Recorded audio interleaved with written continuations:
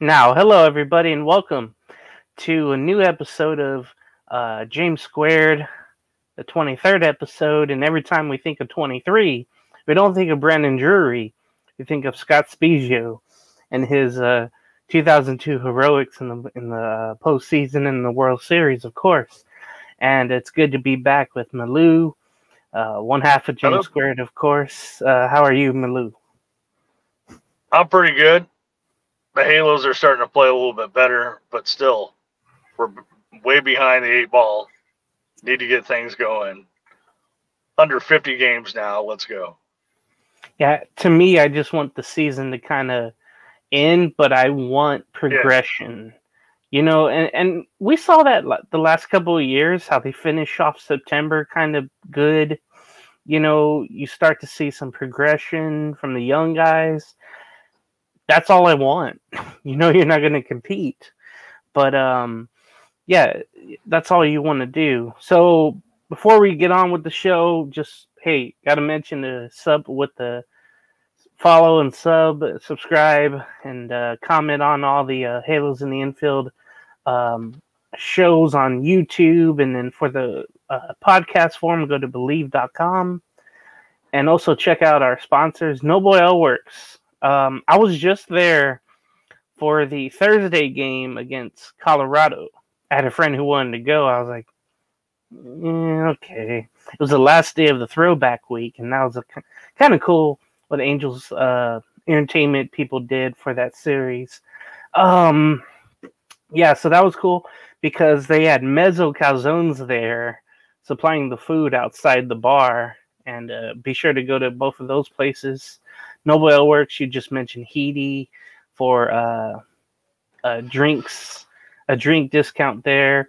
And then mezzo calzones for mention Halos in the Infield, you get 15% off there. And they're right next, kind of across the street from one another off of Catella right there as you go into the Big A. And then Melau, I've been waiting to tell you this or say this. Brought to you by 714 tickets. Oh, yeah. 714 tickets. 714 tickets. 714 tickets. You can call today and go tonight. That's right. You can kind of tell we're kind of offline just because we haven't done a show together, but we'll get the timing back. But yeah, I actually used it for that Thursday game against the Rockies last week, and I got to use either the points you build up, the money you build up to use on future tickets, or put in the code HITI for 10% off. So I went with the better option, which was actually the Heedy code. So you find it to be very useful to find all your tickets, concert, football, baseball, whatever you want to go to. 714 Tickets has it, definitely. And their moving locations are actually be right next to Mezzo. I'm saying maybe next month, I think it is. I'm not sure when. But be sure to go there. And all the advertisers that are sponsors that we have here, all pretty much in the same area. It's pretty cool. Right there in the Platinum Triangle, right across the street from Angel Stadium. And by Bet Online, your number one source for all the games this season, every stat, every matchup, and even live odds while the games are being played. And then when the game is over, head on to our online casino and get in on a game of blackjack or poker or unwind with one of our 150 slot games. So you'll never be bored there with betonline.com. And head to the website today to get on the action. Don't forget to use the promo code BELIEVE, that's all caps, BLEAV, for your welcome bonus, 50% off on your first deposit. Bet online, the game starts here. And then I believe, did you go to one of these games on this homestand, and did you use 714 tickets? I'm trying to remember. Well, I went to the one Rockies game on Wednesday, the day before you went. So when they lost, I believe it was 2-1, whatever. Yeah, I used 7-1 for tickets for my tickets, and then you put in the promo code HITI or HITI, and you get 10% off. Yeah, I noticed we kind of really sat in the same No area. fee. Yeah. That's what I like about that too. No fees, nothing like that. It was really, really cool to see that, because before, I went on Game Time app, I went on StubHub, Vivid Seats, because I was panicking to find tickets, and I thought, you know what, I gotta go with the gold. With all the Olympics talk is going on, I gotta go with 714 tickets.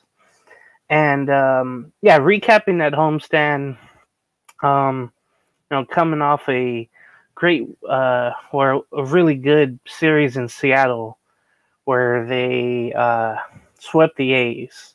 I'm sorry, they took only one of three from the A's, and then the last series in Oakland, and then they swept the Mariners. And then Oakland came back to town, and the Angels lost 3 out of 4. It was so disappointing. Then you mentioned the series with Colorado. The game on Tuesday was 10-7. Matt Theis had a big hit, and that game was just back and forth. Really, really good stuff. Then the game you went to was 2-1. It was the opposite of the night before. Then the game I went to was 5-4. Then the Mets came into town, really needing to stay in pace for their wild card hopes. And they took the first game 5-1, and then on Saturday, everybody got one of these, Trout throwback bobbleheads here. I have one on eBay, so try to find me on that. We can make a deal happen. The Angels did win 5-4, and then on Sunday they won 3-2 and took 2 out of 3 from the Mets. There's a lot of Met fans there, and they were not happy after Sunday. One notable moment in that Saturday game was the way it ended, with Ben Joyce throwing 105 past J.D. Martinez, who hit a grand slam. I think the night before, I want to say. But Joyce got the save against the Mets, and now he's known all over as the guy who threw 105. I can tell you, Wednesday night here, Aroldis Chapman threw 105 against the Padres in, I think, the 8th and top of the 8th in Pittsburgh. So someone has matched him, at least rounded up to match him there. So what do you think about the homestand? Was it disappointing, citing that you lose 2 out of 3 to Colorado, you lose 3 out of 4 to Oakland, but you do take 2 out of 3 against the Mets?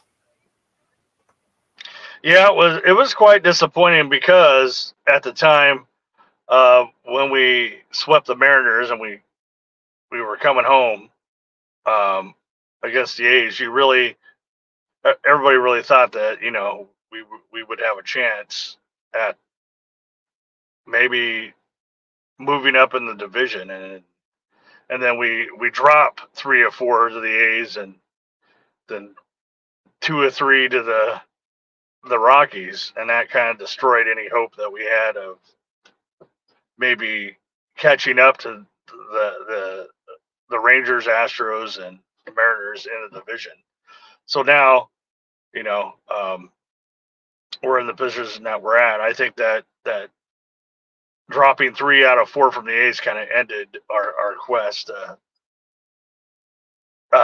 win the AL West division. Not that we were going to, but at least make it interesting down the stretch. And now, that kind of killed all the hopes. And then the homestand, then we're just like totally inconsistent, just like we have been all year long because of injuries. And you have a wide array of things going on, like Rengifo and Mike Trout, but we'll get to that later. But yeah, it was a very disappointing homestand. I like that we finished strong at least and took 2 out of 3 from the Mets. That was important. The Mets are they remind me kind of like us, this Angels team, they've been inconsistent for a lot of years, but at least they get close to the playoffs, or at least they've made the playoffs within the last 10 years. So it's, overall it was a very, very disappointing homestand, but I'm glad that we did finish strong, and we'll see where we go from here. Yeah, it's almost like Melau with the Mets. They're more entertaining than the Angels. They're second fiddle in the markets, LA and New York. But at least they win somewhat. And they went, I think, to the 2022 wild card, spent so much money for last season, then dumped all the money for those two pitchers, Verlander and DeGrom, and now they're in Texas, in both, one in each team. But their fans are always just out of control sometimes. They have grimace. They're rallying around the McDonald's mascot from years ago. They have wild card fever, and just they get buttercup. Yeah, they still, they really do. They get buttercupped a lot, just like the Angels do. We get buttercup more so, but they go all the way to the end, and they get buttercupped.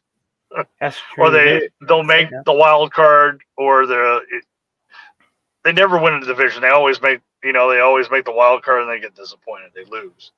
I can think all those years, all those years where the Braves are winning the East, and then either the Phillies or the Mets would sneak in as a wild card and make it interesting and all that. Yeah, and they have big contracts, and they have a big decision on Pete Alonso. And luckily, Alonso, the Angels kept him at bay in the Mets series. That was really good to see. I think he only had a couple of hits in that whole series. Yeah. That was really the key. Yeah. Even Lindor, keeping him at bay sometimes. You knew JD Martinez was going to strike sometime. And what's unfortunate is, like, hey, you knew the Angels were rumored to maybe get JD Martinez. And for him not to be signed by the Angels, and for him to hit the grand slam in Anaheim in that series, that was kind of bittersweet in a way, knowing that the Angels could have had him and maybe been a trade piece. All right, so let's get to what's going on right now. The Angels had Monday off. Then they had a scheduled game Tuesday in the Bronx, but guess what? They shut it down right away. I read that Sam Bloom was getting his stuff together, ready for the game, and then he was told there's no game today. It's been postponed. So the Yankees and Angels had a doubleheader on Wednesday here. Zach Neto did have a 2-run home run, but the Angels lost 5-2. And then right now, as I'm listening to it, as I'm doing the show here, I'm calling both games, as Kevin Harlan would mention. The Angels are leading 8-2.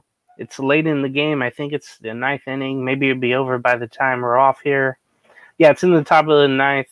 Zach Neto, man, he's hit a RBI double, two RBI double, and then a grand slam before that in this second of the doubleheader. So he's been awesome. They got 6 in the second, so that was pretty good. They got to Warren, the starter for the Yankees. I mean, he almost had 50 pitches at the end of one. So it was really, really good to see that. Tonight, the pitching's been solid with Fulmer, and he's been doing well as of late. I mean, he's thrown into the fire being a starter, and you're hoping that he at least goes 4. And he's been doing that, so it's been good to see. He went 4 innings tonight. He only gave up a couple of runs, but Strickland had 2 innings of work, so he's been really, really good with that. And then one thing about Neto, one moment here, Zach Neto has 8 RBIs in this doubleheader, and he's the 4th Halo to do that in a doubleheader. Remember, though, doubleheaders used to be a thing. It used to be a scheduled thing. It's not anymore. At least, 2020, 2021 was. But to have him do that with all the names that they listed was pretty cool. So, Melau, what do you think about Neto's performance? Does he get the I think he gets the best out of himself whenever he goes back east. It was like Ohapi last year. Remember when he had a big game in the Bronx, I think in April. And I think whenever those two go back east and they play against the Yankees, play against the Red Sox, you see the best out of them. And you see the best out of Neto today, Melau. Yeah, there's something about the East Coast. It's home cooking for Zach Neto growing up in Florida. And, he's been on fire in this series so far. And it's due to he's been playing a lot better lately. He's been consistent, consistent hitting. And he's up there with Anthony Volpe, the New York Yankees young shortstop. They were comparing numbers, and they're both at 259 right now, and they have similar numbers. Zach Neto is coming out on top a little bit more, but these two young shortstops are unbelievable, and Zach Neto has just been on a tear as of late. And today he's also the youngest player to ever hit a grand slam at Yankee Stadium, I believe, at 23 years of age, they were saying, in a doubleheader. So that's impressive in itself. I think he ties an Angels record for most RBIs in a doubleheader. And it's been impressive. I don't think we've had somebody since maybe Garrett Anderson when he had that 9-10 RBI game years ago. That's been a more prolific game than these two games in a doubleheader. It's been, of course, that was just one game, but like in 2 games, he had 6 RBIs in this game alone. In the second game here, they're about to win 8-2. So it's been impressive, and he's the real deal.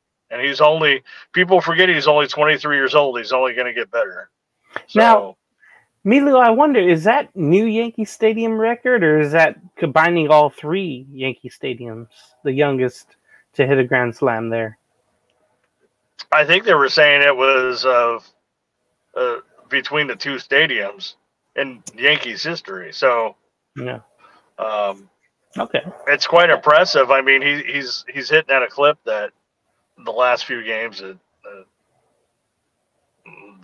very impressive, so far this season. So, Melau, I never grew up with double headers, but I remember, people telling me how the scheduled double headers were really cool because, you get like a half an hour between games, right? So you're still, if you're hot, you're still hot. You're still playing like you did the first game. And it seemed like that way with Neto today. But that's one thing I would love to see come back. A scheduled doubleheader like on a Saturday. I would love to see that again, but the players won't go for it. I don't think that would happen. So now, the Angels are in the bottom 9th. They lead 8-2. Currently, they are 49-64. They're 9.5 back in the West. And the West has gotten tighter with Houston and Seattle tied for first. Texas is 5.5, and Oakland is 12 back. The Angels, if you care to know, in the wild card, they're 13 games back, and it's a strong possibility that they won't make it to the postseason, unfortunately. So looking at the schedule coming up ahead, you get one more with the Yankees, and then there is a 3-game weekend series in Washington. And Washington, of course, is at least they're not in last place. They're 52-63. They're 16 games out of first place. They started off pretty well, but then ended up falling back to earth. They have a lot of young players. Most notably, they've made some trades, like Trey Turner going to LA. They got back some good prospects there, but they also got a lot for Juan Soto from the Padres. So they have some stars there that are up and coming. And that's going to be an interesting series because, again, you mentioned the youth of Ohapi and Neto going up against the stars that the Nationals have. I believe the schedule will go 4:10 on Friday, and then Saturday. I'm sorry, 3:00. 3:00 will be the schedule. What is this? 3:45 Friday. It's funny, some teams start at a different time. 3:45 on Saturday, and then 8:35 on Sunday morning without a warning. That game, I believe, will be on. Yeah, breakfast with the Angels. I'm gonna use my new grill definitely on that day.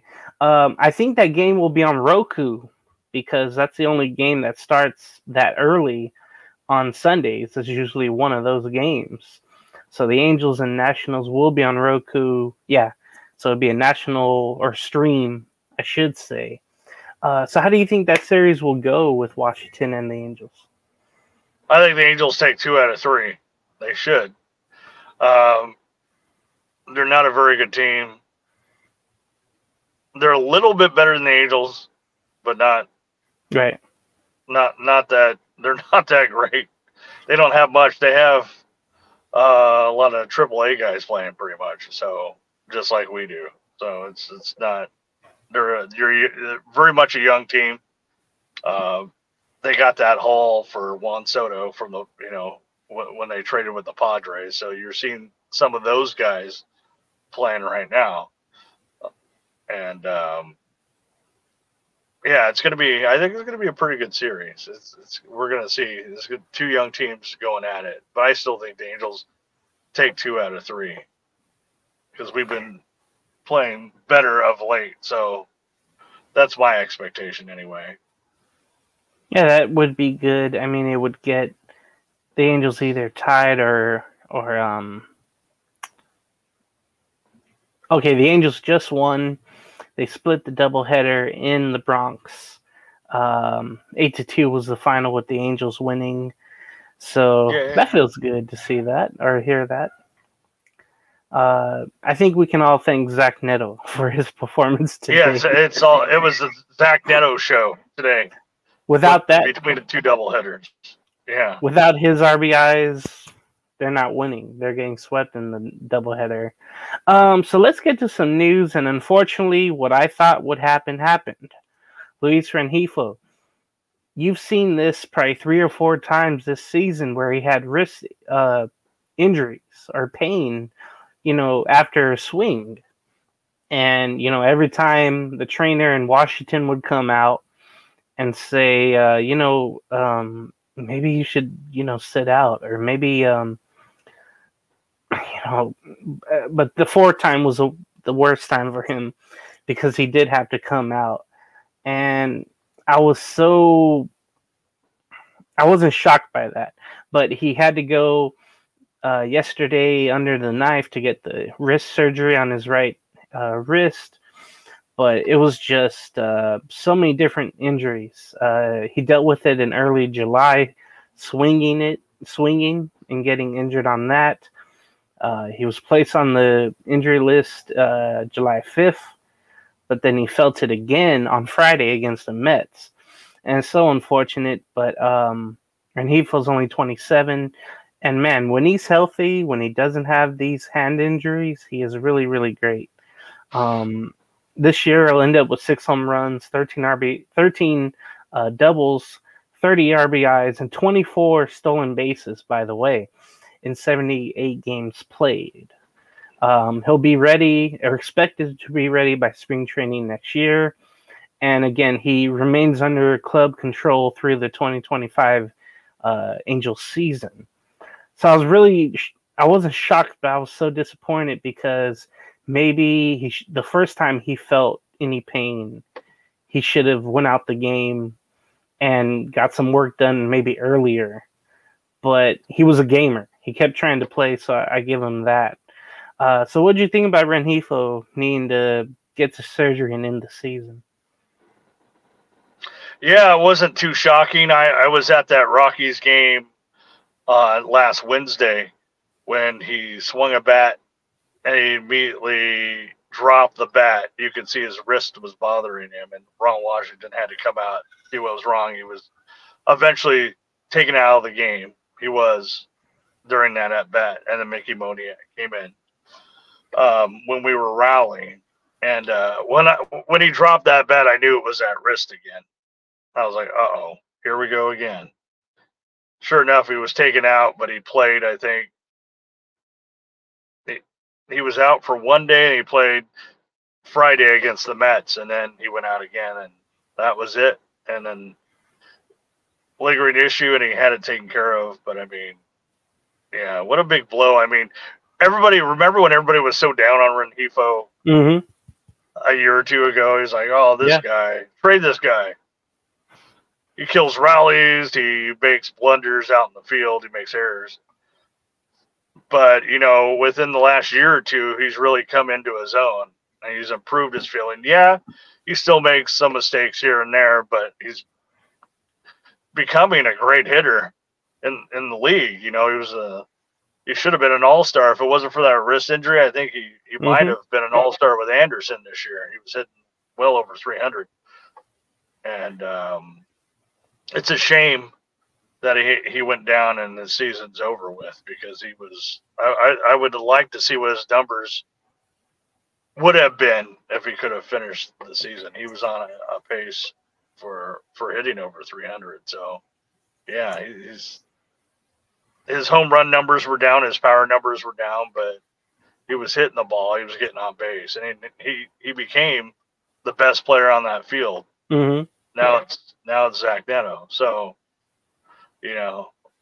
hopefully he'll be back. He will be back, good to go for spring training 2025. But we'll see how he comes back from this. The one thing I have to mention about him is that, there's a reason why he wasn't traded. I think other teams, along with Taylor Ward, there's a reason why he gets injured too often, just like Ward does, just like Rendon does and Trout does. That's why I wasn't shocked those four were not, traded. The names were out there, thrown out there. The Pirates with Ward, the Dodgers with Rengifo. But I think people looked at that just like we did and said, hey, that wrist injury is kind of lingering. That might be a problem if we try to acquire him and that happens to us. It's something you don't need after a trade where you trade some prospects away or whatever you trade and you end up with a lame duck. You don't want to do that. Or a lemon. Yeah. But it could have been to the Angels' benefit that this happened, because now since he's under control until 2025, he'll have another season with us, and then we can evaluate him further. Either keep him or decide to trade him next season. So, contract year, he's going to want to go off. Yeah. You just know it. Contract year with the wrist, maybe fully healed. He's going to put up some numbers. Because we've seen, like you mentioned, 3 years ago, it was like, man, get rid of him. And then, he's our best hitter. He's our best consistent hitter. And now it's like, I hope he doesn't go. When healthy, he's great. I think one player that we all want for him to go would be Anthony Rendon. Number 6 was reinstated on the 6th of August from the 10-day IL. He was placed on the IL July 30th, retroactive to the 27th. He was held out of the lineup for 2 games, and we all thought, he's going to take some weeks off with low back tightness against Oakland. But he called it a minor injury, not the Angels. He did. There's always something weird with that. But then Taylor Ward was placed on paternity leave. He's going to be away from the club for a maximum 3 days. So congrats to him on that. I'm pretty sure we'll get a picture tomorrow of, something going on. Mike Trout turned 33 years old. And, most of the comments were like happy birthday and all that I saw on social media, but other ones were saying what could have been, or wish A we lot would of have seen you terrible play. comments for his birthday. It was disappointing.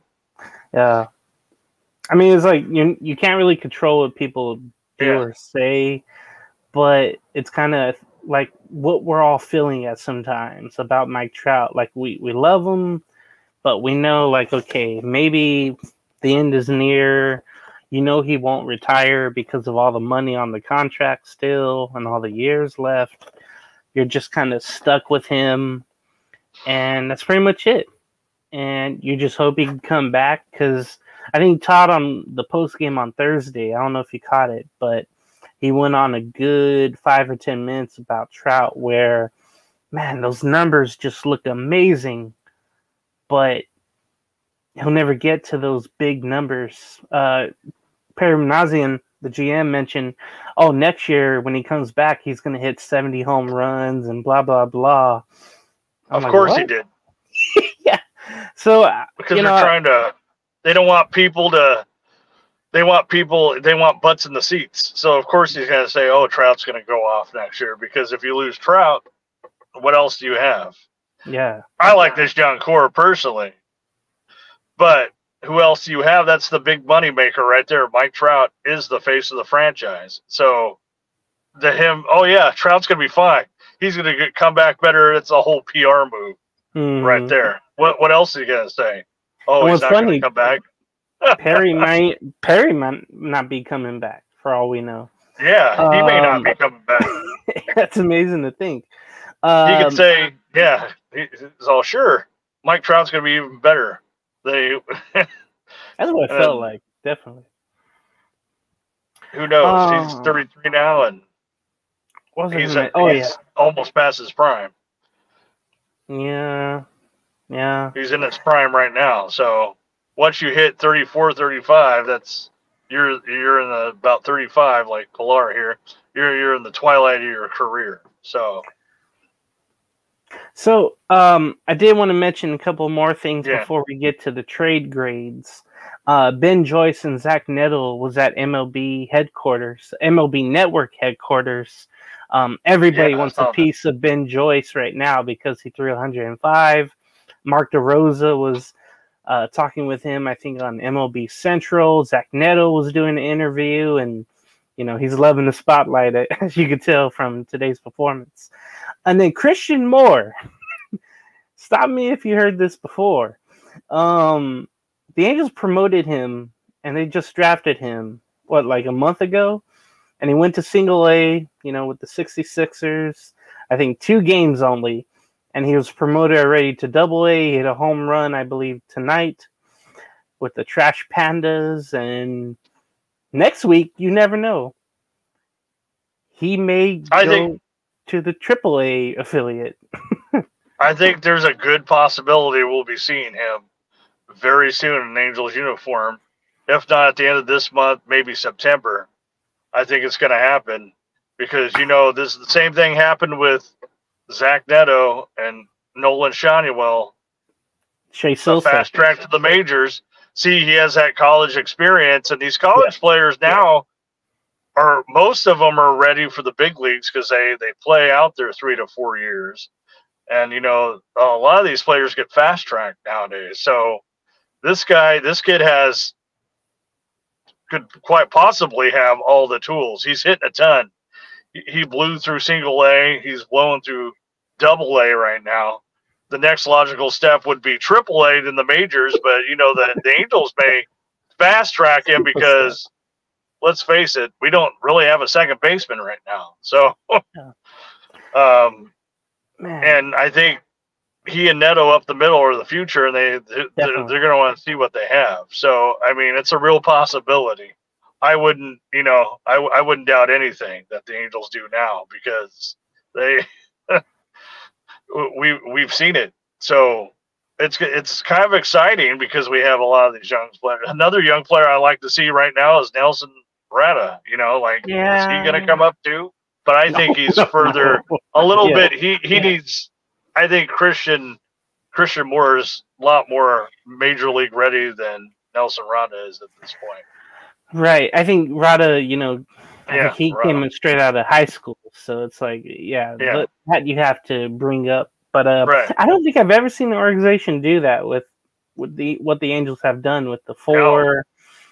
four, three, but it's bound to be four with more, bringing them up as they drafted him. Usually, you go the Paul Skeens kind of route, what Pittsburgh did. Right. Remember last year they drafted him out at LSU. Yeah. But they waited till this year to bring him up. And I think pitchers are kind of different, though, in a way.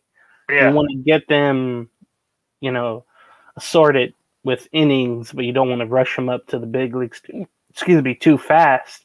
But you mentioned the college players on the fast Even track. Trout, yeah. Even Trout didn't get fast tracked like this. Right. He actually spent some time in the minors. Right. He came out of high school, but see, like these college players now, they're pretty much ready to go. It's like, and much like basketball where your first round pick is going to start, because they've already been in college and they played 3 to 4 years and they're ready for that competition. And this kid looks like he's ready. Oh, yeah. He was talking like it. Fernando was there. He's talking like it, too. He's cocky. You kind of like that swagger, to be quite honest. But you don't want to be too cocky at the same time. Because you'll get humbled in the major league. It's something the Angels need. Yeah. Oh, God. It's something like, okay. It's exciting. It's quiet here. Yeah. It's quiet. Something has to happen. Speaking of being quiet, the Angels were very quiet at the trade deadline, other from 2 moves.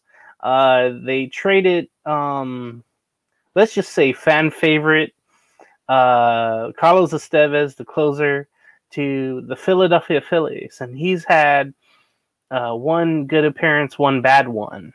I think right away on that Saturday against Seattle, he blew the save there. But I like what they got back. The 2 starting pitchers, especially the first one that was rumored in the deal, George Clausen. He throws, I think, 102. And then Samuel, here we go. Algiguri, yeah. So Clausen's the right-hander, and I think Algiguri is the left-hander, I want to say. Eventually Estevez was going to leave. And what has been really frustrating for me is with Estevez was, he would have a bad spring training, but he would have, like the first year in 2023, have a great first half, have a horrible second half.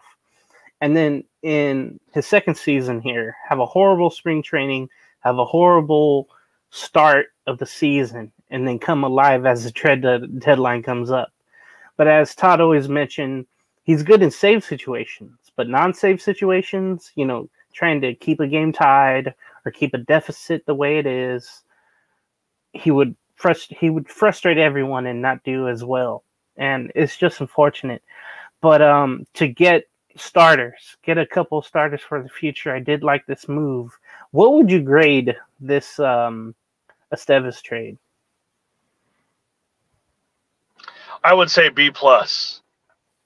B+, because these are really, really, 2 really good pitchers that down the road, they're going to be with the Angels in the majors, probably within the next year or 2. I would say probably next season, because we need all the pitching we can get. And these guys have good stuff, especially Clausen. He's grade A. He has some grade A stuff, hitting 102 already. He had some good off-speed pitches, great fastball. Algiguri needs some more, he needs some polish. I think you're going to find him in AA, AAA, maybe for a year before he comes up. Maybe he could be brought up next year. These 2 guys are almost ready. So I wouldn't be surprised if the Angels fast-track these guys, too, because of our pitching woes. But it wouldn't surprise me one bit. But I think, B+, A-, B+, we got 2 really good pitchers for Estevez, who might even come back to the Angels. He kind of left the door open.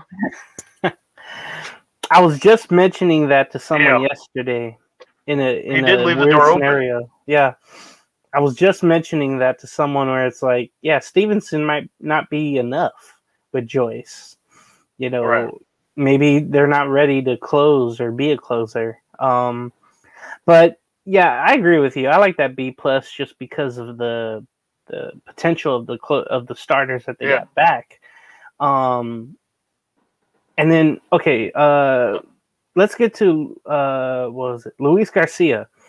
And this was a late deal in the deadline. I mean, we were all disappointed, of course. We gave, D grades for the deadline for the Angels. But Luis Garcia was able to get 4 players back to the Angels in his trade. Nico Cavades, Matthew Lugo, Jefferson Vargas, and Ryan Zephyrhan. That's some fun names coming back. Yeah. A couple of infielders, infielder, outfielder, and then 2 pitchers. So I did like the haul, and it shows you how desperate the Red Sox kind of were. I mean, the starters have pulled their weight, and the hitting has for Boston, but for them to climb that ladder to get maybe over for that 3rd spot, they needed this move. I was kind of always disappointed with Garcia, but then he became kind of decent for the Angels, like he was last year with San Diego. So I was kind of shocked by his season this year, and I guess the second time around was better than the first time for Garcia. What would you grade this trade? Well, this trade about a B-, I would say. I mean, I was shocked upon the return we got for Garcia. 4 players. I thought we'd get 1, maybe 2 for a mid-level reliever. Granted, Garcia did have a pretty good run with the Angels this season. I mean, he was more consistent than inconsistent, I would say, especially toward the end. He was doing a lot better, being used as a setup guy, not a closer. We found that out the hard way. But the 4 guys that we got, 3 of them are mid-level players. One of the players I'm really impressed about, and I can't believe the Red Sox let this guy go, is Matthew Lugo. It's like he's going to be, I think, a really good infielder for the Angels eventually, or maybe AAA. He was the best one out of the pick. We got a couple pitchers, mid-level pitchers. Maybe they spend time in AA Rocket City, or maybe they come to AAA eventually. But they need some more seasoning. But yeah, I would go with B- because I wasn't, just because of the fact that I wasn't expecting to get 4 players for Luis Garcia. That was like that was. I got to hand it to Perry. He did a great job, and more bang for your buck there. He made that dollar go a little bit further than we all expected. So I'm kind of impressed. I'll give it a B-. But the only thing is, what frustrated the hell out of me and everyone else, why wasn't Tyler Anderson traded? Was because the Angels' asking price was too much? Was it Crochet and Schoolbowl not being traded kind of hurt the market? What do you think happened there? Well, I think it was a market thing. I think it was, we were asking more than the market would bear for a Tyler Anderson because of his track record. This is, as this is only his 2nd really good season, maybe 3rd in his career. Yeah. This is his 2nd best. The first being with the Dodgers when he went 15-5 with an ERA under 3, and then I think he had one other earlier in his career, I believe, with the Mariners. He had a really good season, but Rockies? Nothing that matched, or the Rockies, the Rockies earlier that didn't. Maybe kind of matched up with what he did with the Dodgers, but not quite. He had his best season with the Dodgers, and now he is having his 2nd best season with the Angels. So I think a lot of teams were thinking, well, maybe this guy's kind of a one-trick pony. And he's having a good season this year, but what about next? Yeah. And also the Angels benefit here. I know a lot of fans want him to be traded, but we have one more year of Anderson, and right now, like it or not, he is our ace. So we get one more year of Anderson to figure out if he can duplicate what he's done this season, or is he going to turn into the pitcher he was last season or in earlier seasons when he was playing with the Mariners and the Rockies. But I mean, for right now, I think the market just, I don't know. I think Perry asked too much for Anderson. I think he was asking for more of a load than what he was really worth. So now we're stuck with, another year of Anderson. I think it could be a good thing for the Angels because we don't have any pitching. So you can't count on Detmers for anything right now. Sandoval's going to be out with Tommy John until next summer. And the other guys are just inconsistent. Tyler Anderson's been the epitome of consistency all season long. So it's not too surprising that the Angels held on to him, but I think we could have got maybe if Luis Garcia yielded four players, I think we could have got a lot more from Tyler Anderson. But just as I said, I think for starting pitching, the market wasn't there this trade deadline. So, and if you notice, a lot of teams just held on to their pitchers. Yeah, that was very disappointing. This trade deadline, just like last year's, had nothing. Great. I mean, it's good for the Angels last year, but it turned into crap like 2 weeks later with everybody just getting waived. But maybe Anderson, maybe the organization felt like, hey, he'll be the one, and he's going to pitch well next year in the contract year, so he's just going to be even better next year.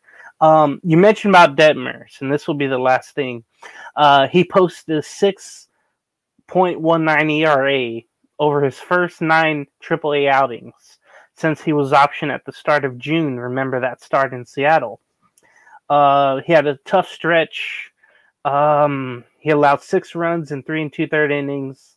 3 days ago with Salt Lake City, there was thought that his slider was better and his mentality was better, but I don't think it has. As you could tell, he's not back up here after almost 2 months, or almost 2 months. It's just it almost feels like a lost cause, and it's just something you hate to see, but it's literally a mental thing with his pitches and then the locations. We all saw that, how much he struggled even after that 3-0 start. Then it all went downhill.